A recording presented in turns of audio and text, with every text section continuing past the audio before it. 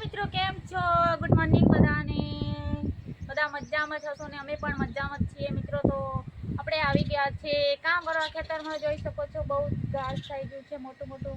તો રૂમની આગળ સફાઈ બધી ચાલુ છે. તો જોઈ શકો છો એ બહુ જ ઘાસ થઈ ગયું છે.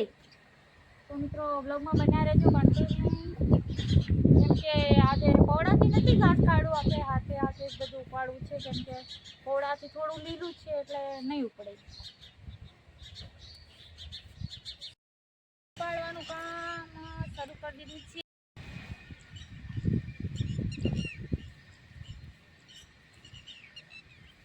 તો મિત્રો જોઈ શકો છો આપણે ઘાસ ઉપાડવાનું કામ શરૂ કરી દીધું છે. ઘાસ આમ તો થોડું લીલું છે એટલે ઉપડે તો સારું છે. તો મિત્રો જોઈ શકો છો પાછું દેખીને કામ કરવું પડે એવું છે. અહીં કદાચ કંઈક વીછું હોય તો દિક્કત હોય. તો મિત્રો વાગી ગયા છે 10:30 અને આપણે થઈ ગયો છે ચા પીવાનો ટાઈમ અને વરસાદ પણ બહુ આવી ગયો છે. તો ચલતે હમ ચા પીવા. તો બાય મિત્રો. તો મિત્રો જોઈ શકો છો આપણે આટલું ક્લિયર કરી દીધું છે, મસ્ત કમ્પ્લીટ સાફ કરી દીધું છે. અને તો જોઈ શકો છો મસ્ત સાફ કરી દીધું છે. ખાલી ટોગલા કરી દીધા છે, નાખવાનું બાકી છે, બધું કરી દીધું છે સાફ. અને તો વરસાદ આવી ગયો છે બહુ અને વાગી ગયા છે 10:30. તો મિત્રો હવે જવું છે ચા પીવા. तो वीडियो गमे हमारो तो लाइक से कमेंट करता रहजो। तो मिलते हैं नेक्स्ट वीडियो में।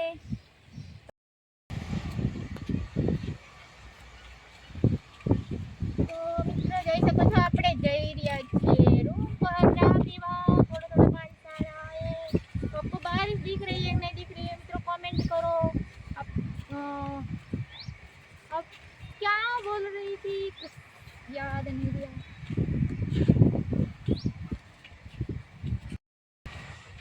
काम नहीं बनाऊं કેમ કે દેવતા નહીં બળે એવી।